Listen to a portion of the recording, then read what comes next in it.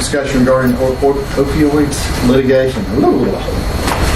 Gentlemen, y'all probably have each heard a good bit of discussion through the North Carolina Association of County Commissioners about wholesale litigation being filed in connection with the manufacturers and distributors of opioids by counties and municipalities across the country. Indeed, I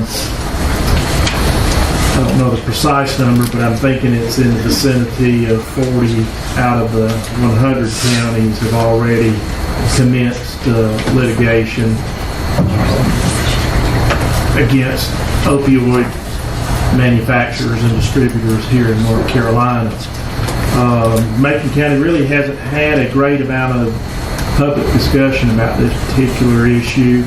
I think the attitude, I've had a little bit of discussion with the county manager about the issue because the issue keeps coming up to get educated about or to hear about opportunities and what have you. And so Derek and I have discussed it from time to time, and I think our thought had been a little bit of sort of a wait and see sort of thing to see whether this is something that we need to be a part of or not. I'm not sure that I have the information necessary to recommend one way or the other right now. However, I did receive communication from an attorney in Winston-Salem that is working with one of the large consortium of attorneys, basically indicating that Macon County in particular probably is disproportionately affected by this particular opioid problem, probably greater than the average county anyway in North Carolina. I'm going to go from recollection here. My recollection may be flawed, but I believe the indication is that they figured we had, I believe it was roughly 34,000 residents, and based on the number of prescriptions written for opioids here in Macon County, it for opioids for 30 to 60 days, prescription for 30 to 60 days is my understanding. There's been enough prescriptions written that 91% of our residents in Macon County get a prescription in a 1 year period. I know I didn't get one. Mr. Chairman, we can speak to this. We've been involved in, and this is just my thought. We was with a lot of counties, Western Carolina from the district. What they're doing, each county is individually. This is not a class action suit. Each county individually, in the counties you speak of, you see very few rural counties involved, and here's why.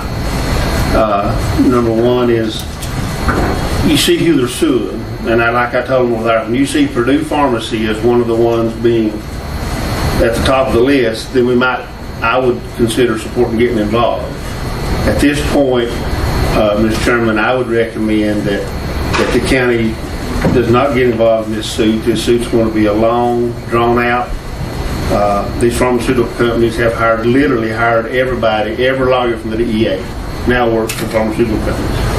They wrote the law. The ones that wrote the law now work for pharmaceutical companies. So this is going to be a long, drawn out affair. The larger counties, that's the ones who's mostly involved. They have not only the resources, but I think once we see that some of these large, Purdue Pharmacy by far is the largest manufacturer of opiates. There's nobody close, and so as we move forward, I would recommend what the attorney says. That there's a lot of things that we're going to have to see happen before there's any. And what they're suing for is you have to come up with the expense. You think that whatever the expense is costs to make a county, that's what they're after, is to get reimbursement to the county. And but at this point, and that's basically what was said by the attorneys from the association, They said that you have to judge for yourself, where you're going to be involved in this kind of lawsuit. Yeah, I'm not here to advocate one way or the other this evening. I'm here really more to communicate to you that there's an attorney that was interested in at least coming to you and making a presentation as to